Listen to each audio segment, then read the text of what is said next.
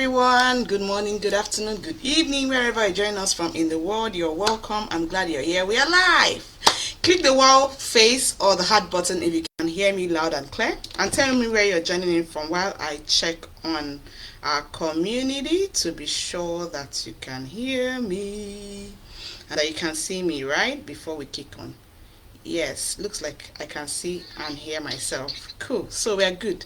So in this Facebook Live broadcast, we'll be kicking off with a much demanded series on gut and digestive health. There has been a whole lot of, both in our awareness community and in our fertility group, there is a whole lot of feedback, diagnosis, issues and questions coming up that are rooted in gut health and digestive health. So today we are sharing deep truth.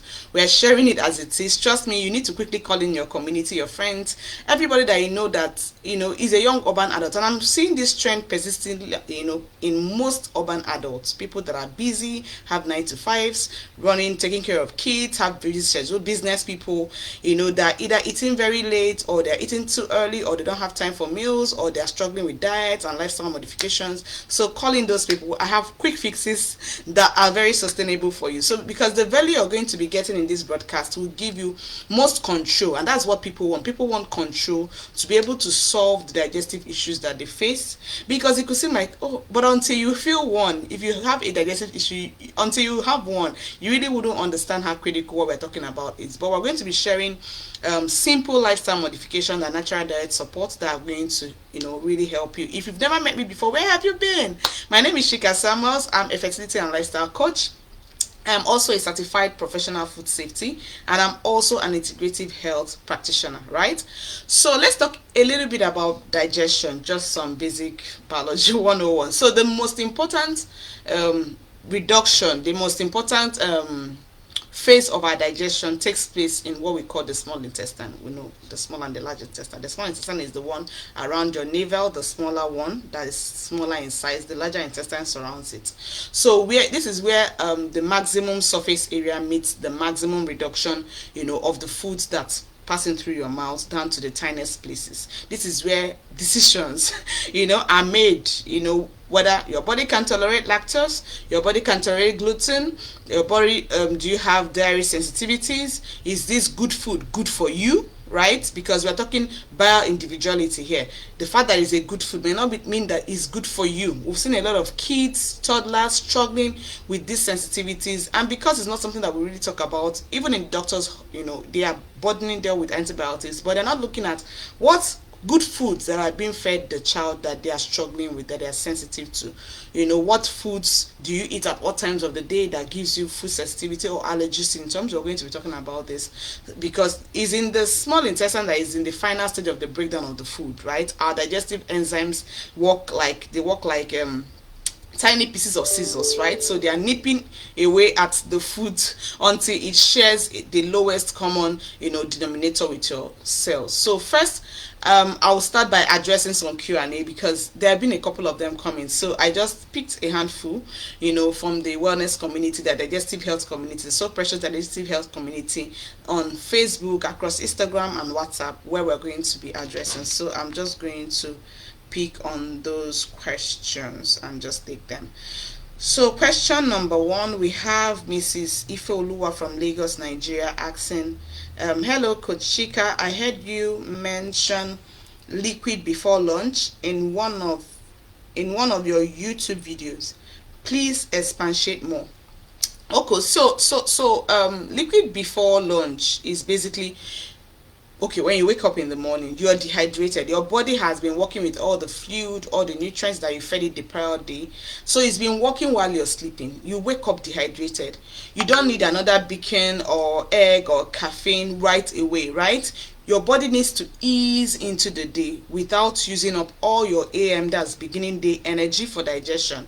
So you're saving 30%. That's why people always fast by, swear by intermittent fasting or some sort of, fasting, either juice fasting or liquid fasting, where they are giving their body a break from digestion, right? They swear that it really works because that is when your body takes some time to renew and rejuvenate. So when you wake up in the morning, we are strongly recommending, you must have heard me talk about liquid before lunch, just like Miss Ifuluwa is talking about right now. You're fueling your body with easy to digest meals. All right, easy to digest meals like, I came with my health kitchen, so I'm gonna be showing you a couple of these. I was just eating this before we had this is my shea pudding. Let me see if I can find this one here. This is my shea pudding. This is coming from shea seed. It's made very simple, go to quick. I've shared a lot of communication on our YouTube channel on shea seed. This is shea seed. It can be found anywhere. You know, it's quickly absorbs water as you soak it in water. So what I do a lot of times is I let it stay overnight. I call it overnight shea pudding, so I can make a whole lot of variety. I can make like 10 bottles for the week, because it's a quick grab and go, you know, fiber diet for my family. Just grab, put in your bag, and off to school or off to work and all that. So I often do it with coconut milk, so I soak it overnight with coconut milk. It depends on the fruit that is available in the fridge. I just work with what is available. Let me see what we have here. Here we have berries, we have some grapes, we have some bananas, right? We use it to put and store our vegetable juice. This is naturally blended ginger. This is just ginger and water, nothing else. So we can use it to pepper soup. If you want to make pepper soup, puddings, smoothie, it's easy. You don't need to start blending the ginger again. It just takes some scoops from this, and you can make your vegetable juices, your cleansing fruits, you know, your detoxifying nutrients coming from, you know, your juices like this. Non-sugar spiking, non-blood sugar spiking, you know, fiber, like I showed you, the shea pudding, you know. So that's basically what, because when you eat these heavy meals at the start of the day, it introduces stress and it gives your body more time to digest and break down those food, right? So let's take the second question from Mr. Edu from South Africa. He said, Madam Chika, could you please explain what a perfect breakfast looks like? Okay, all right. So a perfect breakfast is simply, you know, you must have heard me mention the perfect breakfast from my YouTube channel. So there are several things that can make up. Like I've mentioned, when you wake up in the morning, your body wants to ease into the day, right? Your daily nutritional support, right, is one very fast way. It's worked for a lot of people because it's so easy. You just pour it into, even if you don't have time to do smoothie, you just pour it into it has over 25, you know, vitamins and minerals. It has dietary fiber. It's no nonsense, no GMO, no dairy, no, you know, all the no nonsense. And it has, you know, a lot magnesium. It has zinc, selenium. It also has some daily detoxification and antioxidant formulas. All right, it's my go-to, you know, for your all-in-one vitamin and mineral, you know, protein formula, all in one. So you can pour it into your smoothie cups, take a stir, and off you go. It's one quick way. You can add smoothie, you can add your apple, you can add bananas. It's also magnesium rich that can help you, you know, have a smoothie, that thickening effect. So your daily nutritional support smoothie is one way to have a perfect breakfast, right? Because it qualifies for the liquid before lunch that we described, right? It's also another way to know is the if the breakfast has detoxifying nutrients, just like a natural, you know, daily nutritional support that I mentioned. It has natural detoxifying nutrients. It has, you know, organic pea. It has you know, organic ground flax seed. It has broccoli sprouts. It has you know, it has boron, vitamin K2. These are natural detoxifying nutrients. It's an all-in-one vitamin and mineral protein formula. That's why it's highly recommended in our community, because even when you don't have time to do smoothie, it gives you loads and loads of a complete pack of all the vitamins and minerals that your body needs for a perfect breakfast, right? And it also comes with daily detox and antioxidant formula, all in one pack. So you just pour it into your glass juice or your water and you are just good to go. And another thing to check, you know, if your breakfast is a perfect one, is if it has healthy carbohydrates. Some people say, oh, I don't want carbohydrates. Your body needs carbohydrates to thrive. You need carbohydrate. So the question is, are you eating the healthy carbs? Like your chia seed is carbohydrate, right? your cabbage or broccoli is carbohydrates. So are you eating healthy carbohydrates, or are you eating the processed carbohydrate? So your perfect breakfast has to comprise of healthy carbs. It has to comprise of good fiber, good sources of fiber, right? I have some here. I have some almond nuts here. Sorry, My cousin called me a native doctor. So I have some almond nuts because I always, it's cheaper, it's more economical, and you could blend in your green apple, right? In it, this is the zobo with beetroot and ginger and dates as natural sweetener. This could also, form part of the cleansing foods that you kick off your body. These are the definitions of your perfect breakfast. It has to have detoxifying effect. It has to have healthy plant-based offers, where sometimes we recommend a lot of times in our wellness community that you put at least 1 teaspoon of either coconut oil, but most especially the extra virgin olive oil. Just sprinkle it on your vegetable juice or your salad or your what's it called, or your breakfast smoothie, right? Or it can be your chia pudding.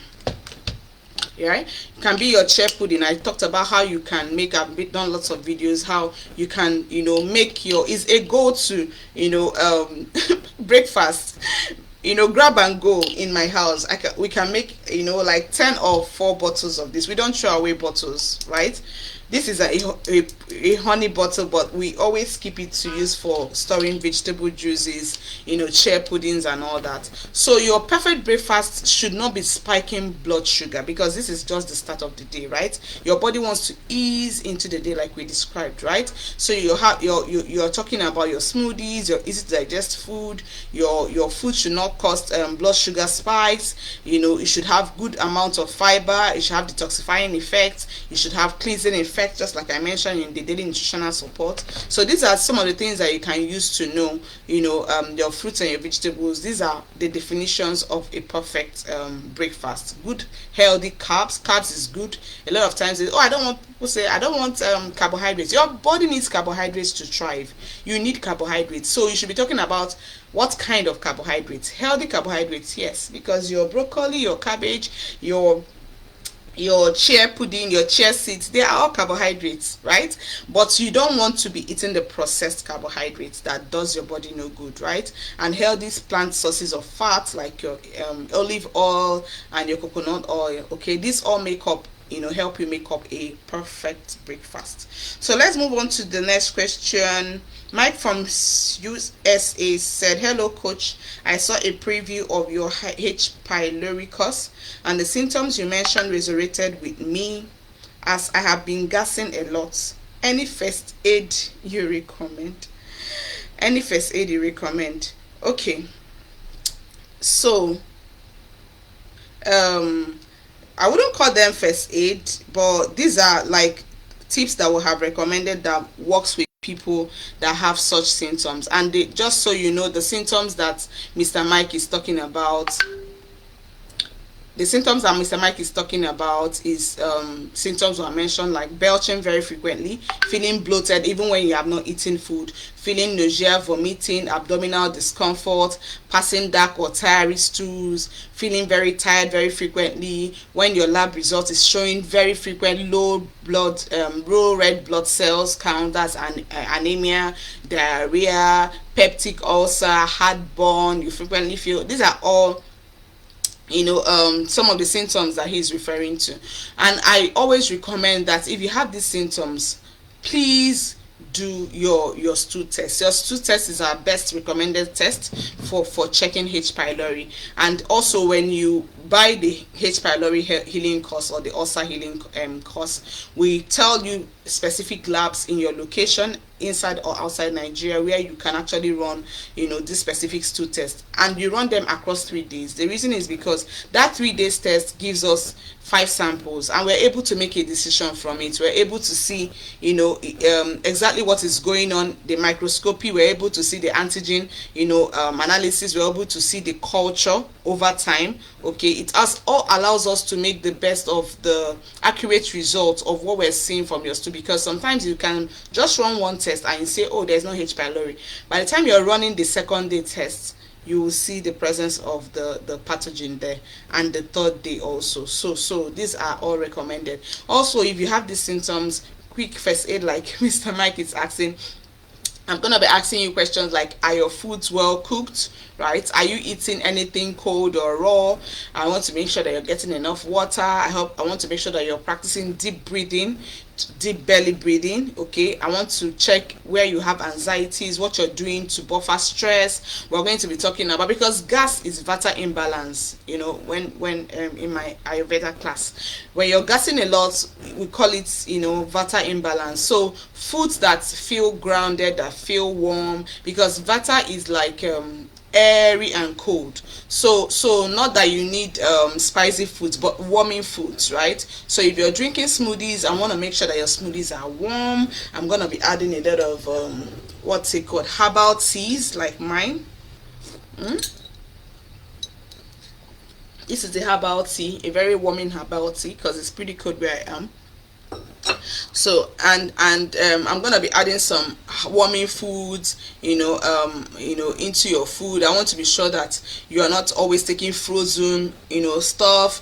We want to be sure that we're blending in your daily nutritional support into your food. If you're someone that loves beans, we'll rather recommend that you take them in more grounded form, in hummus or like moin, and they are well cooked, right? I'm a food safety expert, so a lot of times when people are gassing a lot and all that, it's mostly because of the granulation of the food that they are eating, how their digestive system is able to take the nutrients of that food. It's frequently indigestion. Okay, if your things like legumes, beans, lentils, want to be sure that they are well cooked, right? And gas could also come from increased of fiber foods. Maybe you just started increasing fiber foods or harder to digest foods like cruciferous vegetables like your cabbage, right? That's why I prefer, my opinion though, especially for when I'm dealing with digestive clients, people that have gut issues. I prefer that their foods, like when they are dealing with hard to digest foods like cauliflower, broccoli, cabbage, I want them grounded. I want them taking them as juices, right? Yeah, because they also don't digest very easily. Salads, these are plants, they come with veins. They are not easy to digest. Your body takes time to break them down, right? So if you have very poor digestive system, low stomach acid, you're going to struggle digesting, and it's going to make you gas a lot. So things that can help is peppermint, right? I have some peppermint ointment that are also edible. They are food grades. This is peppermint. You can get them in forms of tea, chamomile tea. They are very soothing. They help to relieve gassing. Okay, and also you may need to also check our health protocol, our intestinal cleanse protocol. It helps. Is a 6 to 8 weeks protocol, health protocol, that really helps to cleanse your colon system and intestine, to get your body revamped and ready for the new set of digestion, right? So I hope that worked and answered your question. Question number 4, Mr. John from Calabar, Nigeria said, any tips for acid reflux or heartburn from late night meals? Okay, so quick tip I always say is ginger tea. You really can't go wrong with ginger tea, and that's exactly what I'm having, because I just ate. Ginger tea is a very fast way to get fast relief from heartburns, from acid reflux, from indigestive issues, especially when you overeat or you eat a lot of animal protein and you're struggling with digestion, bloating and all that. It's a quick first aid, antioxidant, fast relief. And also sleeping on your left side, right, also helps, because it positions your stomach in the right place for digestion to ease up, right? That's a quick tip. So then let me see how much more question we can take. Okay, let's see what's the time. Okay, so we can take one more or two more. So Miss Ore from Ibadan is asking about relief from constipation, that I have prescribed meds that don't work. I've eat a lot of fiber but always get constipated, sometimes for up to a week. What can I do? Okay, yeah, constipation is a big conversation, right? And that's why we really zoom in. It's a whole health cause on its own, because things like gallbladder dysfunction, talking about fats now, and the H. pylori are the most common causes of constipation. Are they the only causes? No, but they are the most common. So we offer So Precious constipation healing protocol, which comes with your slippery hemp. That's one of the our key players in the herbs that we use in that protocol to help to protect the upper digestive tract from acid-borne irritation, inflammation, right? Because your stomach is big, and most time when you look at people, they say, their stomach is big. It's just poop that is not passing through. It's just poo poo that is not digesting properly, and you see them, they are always having erratic mood, their skins are not looking glowy and nice, they always have to wear makeup. If they don't wear makeup, then it's a mess. Physical appearance, you will see a lot of improvement when you go through this constipation healing protocol. If that's this question resonates with you, I highly recommend it. Our clients say that even their cholesterol level and their triglyceride levels are significantly lowered after using that protocol. So it's something that you may want to take advantage of. The last question we may be able to take today, let me see. He said, I think I'm one of the people that lemon doesn't help in improving digestion. What can I do? Okay, so lemon is not one size fits all, and that's why when the buzz, there was a time when the buzz of acids, ACV, right, was all over the place. Everybody is taking acid, vinegar, apple cider vinegar, and all that. Lemon isn't favorable for everyone, especially when you have low, stomach acid. In most cases, I would rather lean towards a soothing blend to actually start calming down the person's esophagus and start using HCl and digestive enzymes like this, like Mingtin-Sil, like your pineapple core, right? I always have a blend of pineapple core in the fridge, and it's an effective, natural digestive enzyme, and it really works a lot faster, and it's more broad spectrum than lemon for a lot of people, right? So I believe I have been able. This is how much we can take today on the Q&A. We are going to continue in our next conversations as your questions come in, and as much as we can take at a time. Let's talk a little bit about eliminating chronic acid reflux and indigestion, because we've been seeing a lot of questions bothering about it. So there are a lot of people that come and say, I think my stomach, it's not like I eat much, but but the food is as if it hangs here. The thing is that the older people get, the more likely they are going to start using antacids. It is interesting because the stomach acid production decreases dramatically as you age. So what a lot of people seem to forget is that having stomach acid is both necessary and normal. It is very, very important. In fact, your body has gone to great heights to be able to produce stomach acid without digesting the stomach itself.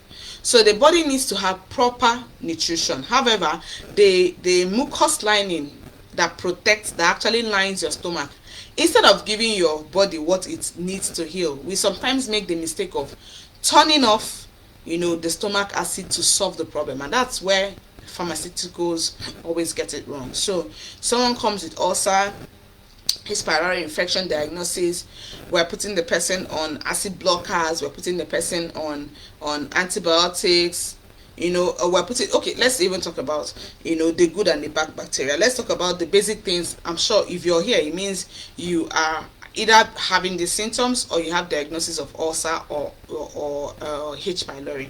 So you should be conversant that you have been issued a lot of antibiotics, either amoxicillin and other broad spectrum antibiotics, proton pump inhibitors, the popularly known PPM, okay, the acid blockers also. What they do is that they help bad bacteria and parasites to actually overgrow. There is such a thing as good bacteria and there are bad bacteria, right? So these are supposed to be first aid cases for severe ulcer or cancer, stomach ulcer cases, not for someone to use sustainably to treat for a long time. We're supposed to get the person to wean off antibiotics if it's a life and death situation. Yes, that is where conventional medicine comes in. But if it's something that is a long term, it becomes a problem, because the person is supposed to wean off, and the body is not supposed to be able to start creating its own digestive climate, right? So what these acid blockers, the antibiotics, and the PPI does is that it actually helps to get rid of both the bad, wipes everything away, and when they now start, the bad bacteria and parasites start overgrowing. They overgrow, and the microbiome, that's the microsystem, the ecosystem of your stomach, of your system, is destroyed. I had a wellness client who took PPI for almost 10 years, and none of his doctors knew what to do or how to even discontinue it anymore. So as if it whenever they try to halt it, it causes a rebound, reflux, because you can't just go cold turkey on it, right? There are certain natural protocols that you can actually use to wean off those acid blockers, which now starts addressing the root cause of the reoccurring H. pylori infection.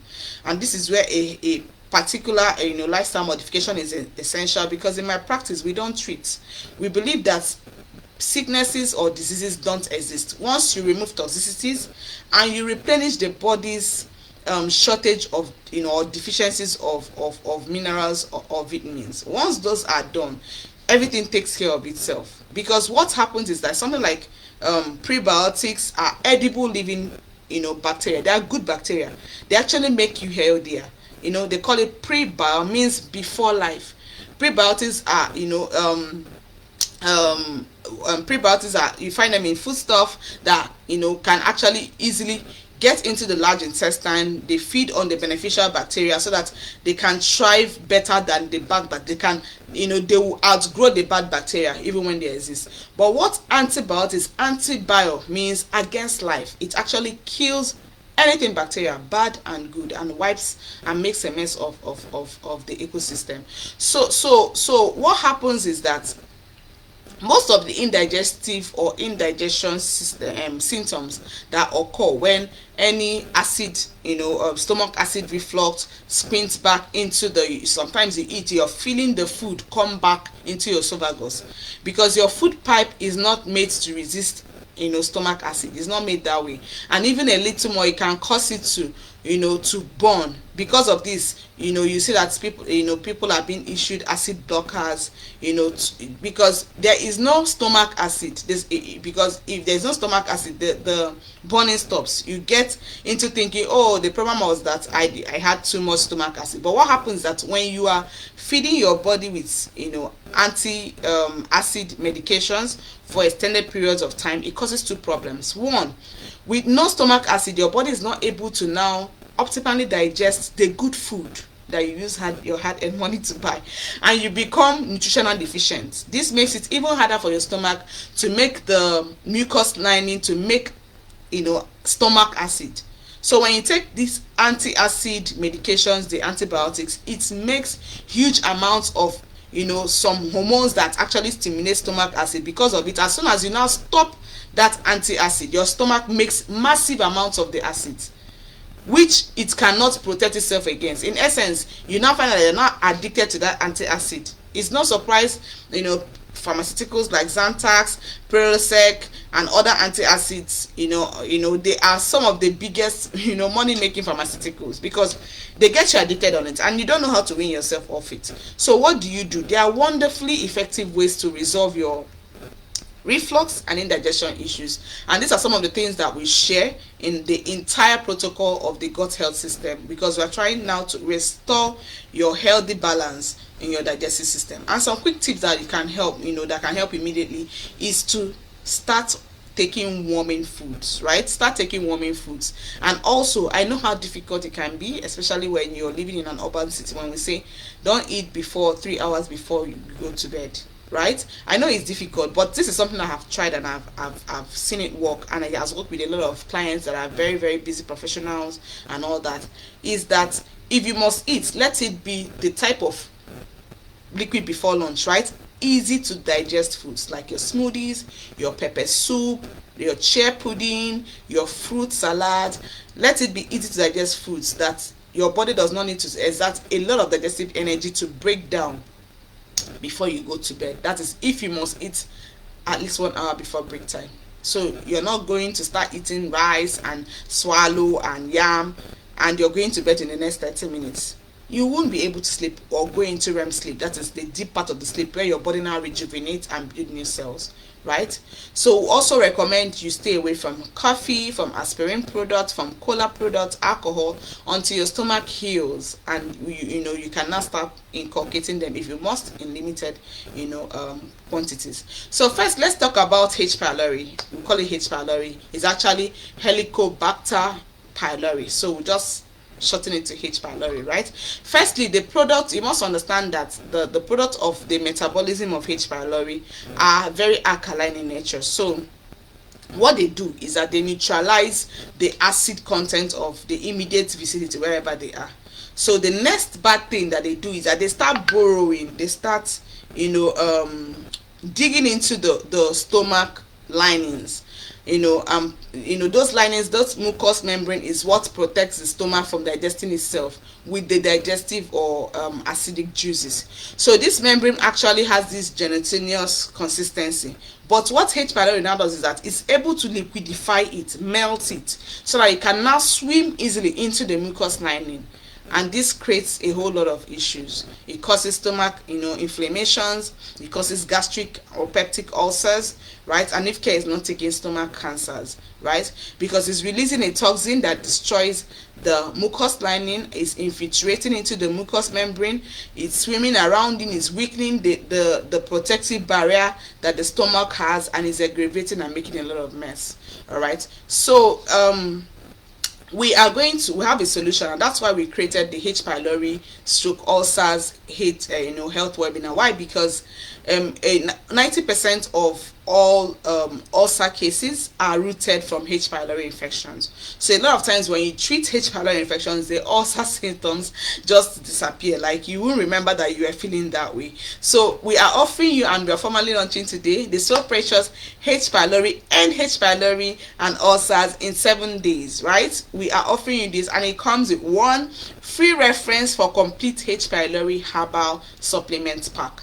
The information that you're going to get from this pack, trust me, is worth more than $700, at least estimated. What more? Because this supplement pack, it comes in 3 different phases. The protocols, you're going to use them in 3 different phases. For first phase, you need to first remove that biofilm. There is this biofilm that the H. pylori creates around itself. It's like the time I saw it in the lab, through the micro lens, it looks like a web, this spider web, like a nest matrix, of metals, where the fungus and the bad bacteria can actually live and be well protected. So we need to remove that, but we need to break it down, and that's the first phase of what the H. pylori supplements. That's the first phase of what it does. So after we have broken down the biofilm, in addition to our herbal, state of the art, yeast disabling enzymes, we now start rebuilding, killing the bacteria, because we need to break into getting. So we now kill the bacteria, they kill the ovals, right? How do we do that? There are several things that are going to be in that protocol. Mastic gum, we tell you how to take it 202, that means 2 in the morning and 2 at night. You take 2 as you wake up and 2 at night. You're going to use them for 8 weeks, okay? Then the cedricidal also, I think I saw it here, is also a natural antibiotics that you're going to be using. You're going to use it for 3 weeks, okay? It's in droplets, 3 drops 2 times daily upon waking up, and before going to bed. You're going to take it from week 1 to week 3, right? And the different variations we're going to give you in that plan is a robust supplement plan, and we want to get rid of, because what we find in a lot of people is that last year I treated H. pylori, last 6 months I treated. We want to get rid of it, because this protocol is a natural proven protocol that can actually take care of it by dealing with the root cause. If not, you find out that you are addicted over and over again with the antibiotics, with the acid blockers, and it's not helping matters, right? Then another thing you get in when you buy the health course is that you're going to get a free H. pylori healing tea pack. You're also going to get the free H. pylori healing meal plan. I can't speak enough about this health plan. It's skewed after the British retail Cortesium Global Food Standards for meal planning. It's worth $50. It's huge. The content is huge.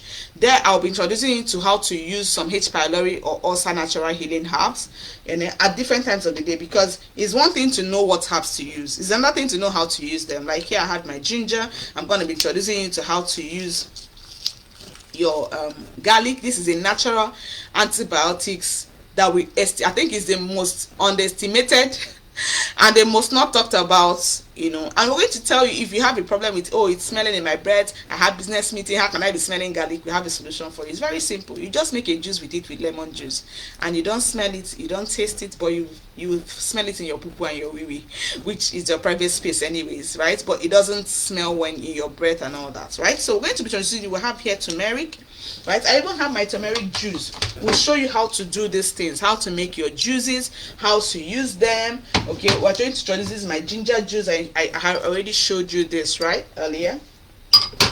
And we're also going to introduce you to the cabbage juice. These are all in the meal plan. The cabbage juice. What's the difference between this cabbage and this one? There really is. There is one is best for H. pylori and ulcer treatment, and there is times of the day that you should use them. And we will give you a guarantee, 7 days. I'm telling you, just note the symptoms that you're feeling, and you can keep track and see that they will disappear. We'll also show you how to, other things you can make with shea, apart from shea, if you're not a pudding warming food person. Other ways to make your shea, how to make pancakes from them for kids, how to make smoothies from them. This is your pumpkin seed. It's another heavy fiber, best, one of my favorite plant-based proteins. We're going to be introducing you to this. I'm going to be bringing you into my health kitchen in that meal plan, right? There's a lot I want to show you here, just that time will not allow, but there is a lot. I have packed in all that in that meal plan, and you're going to get it for free once you enroll in the So Precious. You buy the End H. pylori and Ulcer health plan, right? You're going to be introduced to broccoli. I have a broccoli story, one of my favorites. I have so many wellness stories from all over the world, but I have one of my favorites, broccoli stories, with a wellness client that joins us from South America. So there is this nutrient called sulforaphane in that is contained in broccoli and similar vegetables like it. This substance is able to block the enzyme that H. pylori uses to neutralize the gastric acid. It's very, very effective, and is an alternative, a very, very effective alternative to antibiotics, and we make use of it. We for that client, we ensure that he was sourcing the toxic free, very high quality broccoli, and these are things that will teach you when you buy the course, where you can source high quality vegetables. If you see two different cabbages, how do you know which one to buy? And you find that some of them have different prices, but they look alike. We're going to be teaching you all this, and we're consulting with him every week, also making him run labs, because he was not using his insurance to run labs every week, because we wanted to see proof, right? Like, this thing is going to work. And what we found is that in 2 weeks, the H. pylori infection that was relapsing due to overdose and overuse of antibiotics, we found that his tests, after 2 weeks afterwards, the test of the broccoli protocol that we put him on, by the second week, the test revealed that the H. pylori population had disappeared. We saw it in the labs, like we saw it.